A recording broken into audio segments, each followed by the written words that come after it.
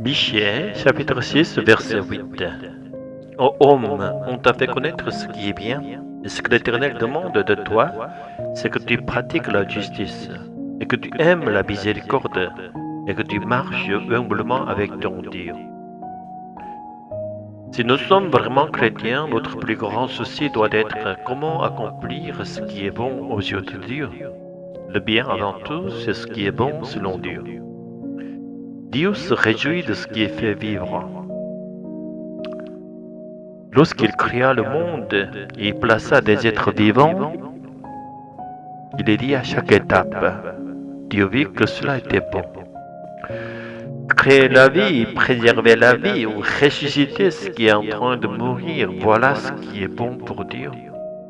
À l'inverse, ce qui est mauvais, c'est ce qui mène la vie vers la destruction. Mais dans le monde, il existe des choses comme la chaîne alimentaire qui semble faire partie de l'ordre de la création. Dans cet ordre, une créature doit tuer et manger une autre pour survivre. Le bouddhisme semble considérer cela comme un mal en soi, et son idéal serait de rompre cette chaîne de mort. Mais la vision chrétienne accepte cela comme une partie de l'ordre créé. Elle place l'homme, porteur de l'image de Dieu, au sommet de cette chaîne. La justice chrétienne reconnaît ces réalités, mais refuse toute hiérarchie entre les êtres humains. C'est pourquoi s'occuper des plus faibles et sauver les vies en danger est considéré comme un acte bon. Cela rejoint aussi une éthique humaine universelle. Dans l'Ancien Testament, faire le bien signifie protéger les orphelins et les veuves, c'est-à-dire les plus vulnérables. Dans le Nouveau Testament, Jacques enseigne la même chose. Et Jésus nous donne comme modèle du bien le bon samaritain, personnage fictif d'une parabole, mais porteur d'une vérité éternelle. Ce qu'il faut souligner dans le verset de Michée, c'est que trois axes se sont proposés pour définir ce qui est bon.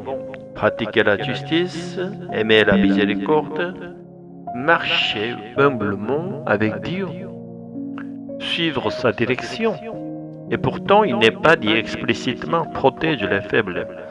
Il nous est demandé de vivre à la fois la justice et la miséricorde, deux vertus qui peuvent sembler opposées. En effet, la miséricorde va jusqu'à inclure les injustes. Mais la justice de Dieu est créatrice.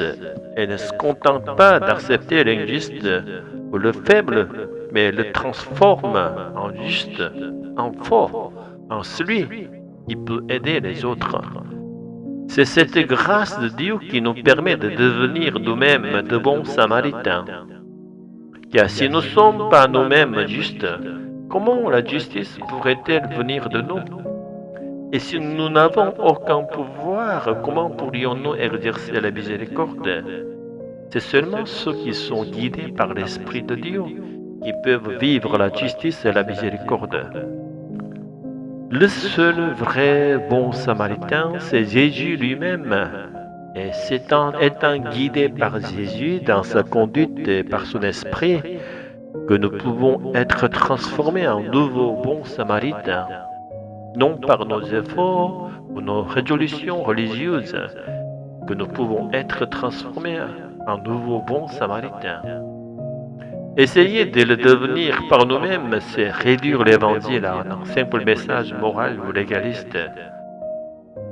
Seigneur, fais de nous un canal de ta justice et de ta miséricorde, en nous guidant par le Saint-Esprit.